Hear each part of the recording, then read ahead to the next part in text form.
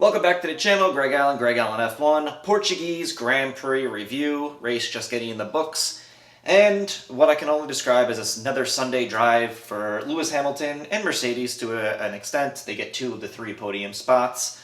Hamilton, once again, pretty much flawless all day. Let's get into it. Beautiful sunny day in Portugal. Last year we had a little bit of rain that played a little bit of a role. Not the case this year. We get off to a really good clean start in lap 1. And Bottas has the lead. Carlos Sainz has a really great first lap, I thought, as well. He gets around Checo, puts himself up to 4th. And then in lap 2, Kimi Räikkönen runs into the back of his teammate, Giovinazzi, and he loses his front wing, can't control the car, goes off into the gravel pit, and gets stuck in there. We get a safety car, full safety car, on lap 2. Been a pretty common theme in Formula 1 as of late. So, lap 7, we get restarted. Verstappen has a great start, puts his car back up into 2nd place. Lando Norris has a good run, puts himself up in the 4th off that restart. By lap 11, Lewis Hamilton is coming at this point, and Hamilton is going to use DRS, put himself right in the 2nd place. Lap 12, Checo Norris overtake comes into question for track limits. Checo didn't like the way Lando Norris got around him and was thinking that Norris should give him that spot back. Ultimately, Norris did, but that was based on tire wear. So stewards don't do anything about it. I kind of think they got it right there. To me, it just wasn't enough, but maybe I'm a little biased as a McLaren fan there. So by lap 20, we really are just on a Sunday drive for most of this race. So Hamilton goes over and takes first. He takes the lead away from Valtteri Bottas. And Bottas, we have to say again, overall, just Valtteri's just not good enough compared to Lewis. So he's a great driver, but he's just always a step behind for me from where Lewis Hamilton is, and Hamilton just outclasses him all the time. It's getting a little too common for me, and I just think that's the case. This is a track that he qualifies on pole, and his teammate just outshines him once again. So it is what it is, but maybe it's time to shake things up at the end of the season. I don't know, throwing that out there a little bit, but you just got to think that George Russell might be a little bit more of a challenge as a teammate than what we're seeing from Valtteri. So that's just my opinion on it. Lap 36, Verstappen boxes, puts on the hard tires, and that's going to be a big deal. We're going to set off that whole set of it. Lap 37, lap 38, we get Valtteri Bottas. He's going to come in. Hamilton's going to come in. Everyone's going to put on hards. Is notable that Valtteri gets a 3.3 second stop, which isn't good enough. It allows Verstappen to get in between him and Hamilton, and that's going to be the way it plays out for the rest of this race. Once again, Mercedes a little bit too slow in their stops. We'll see later in this race that Red Bull is going to have a 1.9 second stop. They're consistently under 3 seconds, and Mercedes isn't that way, so they need to work on that.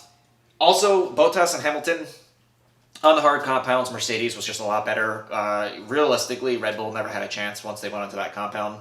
So, like I said, Sunday drive overall. Lap 48, Nikita Mazepin. It has to be said at this point, the guy really has no place in Formula 1 at this point in his career. I'm not saying he couldn't get there at some point, but in my opinion, it's just every week. He's either finished last or not finished every single Grand Prix, and he makes a ridiculous move by just cutting off Checo, who was in the lead at the time, having not had a stop yet. He gets a 5-second penalty for it, but it's just every week this guy is doing things that are questionable, sus, if you will, and just not a good look. And it has to be said that there are just so many drivers that would be better in that seat right now, and it stinks that we have to put up with this because of money, and it has to be said about that. I'm not saying that Nikita couldn't get there eventually. I really am not. I just think that he's not there yet, and it's, when we talk about Formula 1 being the best drivers in the world, and I know a lot of F1 fans are very snobbish about that, it's not really the case. If you have that guy in a Formula 1 car right now, it's not the 20 best drivers in the world. I'm sorry, you're bringing down the entire average at that point for me. There are a lot of drivers. Their backup driver had a great run at Texas Motor Speedway in the IndyCar race last night. He's got another one today.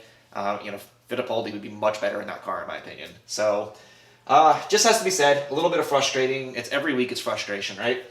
So lap 51, Hamilton retakes the lead. Checo has to box at this point. Stayed on the tire for a really long time, playing the good team role there, trying to support Max in any way he can. Not enough. Checo finishes 4th. It's a good, solid day for him, but Red Bull just not quite good enough to battle with the Mercedes today. Lap 58, Fernando Alonso goes up in the 8th place, and Alpine's having a great day. I thought Esteban Ocon and Fernando Alonso had a really, really solid day. It's funny, in the announcing, they kind of said that Ocon was having a day he wasn't really, or maybe not up to par of what he wanted. I thought the total opposite. I thought Ocon and Alonso looked really good all day long, and I think that was a really encouraging weekend for Alpine, which is one of the 3 teams I talked about in a previous video that I wanted to see step it up. They're really the only team that does, because the other 2 were Aston Martin and AlphaTauri, and they didn't really have good days today. But Alpine has a fantastic day. Lap 62, we get a focused battle of Latifi versus Schumacher for 17th, and this was really making me laugh a little bit because it's one of those days where the top 4 or 5 have just been kind of decided for most of the race, and it's really just a Sunday drive for Lewis Hamilton again.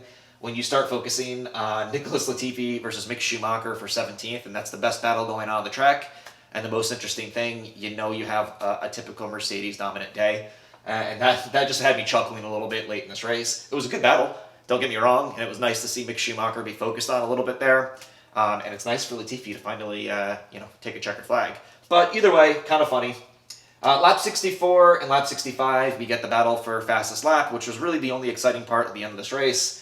Everyone comes in for the soft compound tires. Checo did already come in for soft compound, had that fastest lap, and then Valtteri and Max were going to take that away from him. Ultimately, Verstappen ends up with the fastest lap, but he comes home in 2nd place. Lewis Hamilton wins yet another Grand Prix, takes a little bit more charge of that championship battle.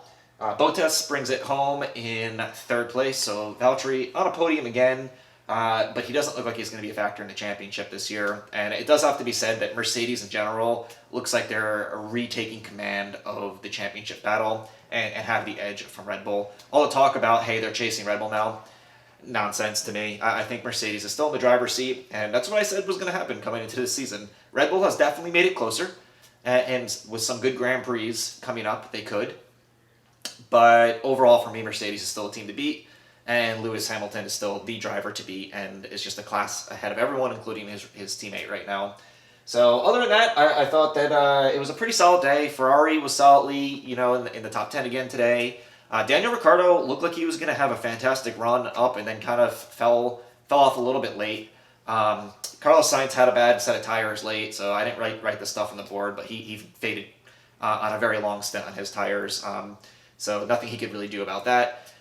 And Lando Norris, had a solid day. Maybe not as good as he would have liked to have had in the end there, but I think that Red Bull and Mercedes were significantly ahead of anyone else, and then it was kind of that midfield. Also notable, Sebastian Vettel once again nowhere to be seen after having his best starting spot so far this year, and Aston Martin Racing in general just looks like they're struggling. So last thing I'll say, George Russell also had a really good starting spot today and kind of faded. His car was really struggling near any other competitor, so tough to see. I was kind of hoping for George to have a good day today. Either way, Portuguese Grand Prix, Sunday drive, kind of a little bit by the standards we've become used to in recent Grand Prix, a little bit of a snooze fest compared to those. Always interesting stories, but it kind of seemed like this was a very quick race, not a lot going on, and a typical Lewis Hamilton domination. So Spanish Grand Prix is next. Looking forward to that one. Hopefully we get a little bit more excitement in that one and a little bit closer battle up front. But either way, if you enjoyed this video, please consider giving me a like and a subscribe. Come at you with my power rankings on Thursday, and I'll see you in the next video. Thank you for watching.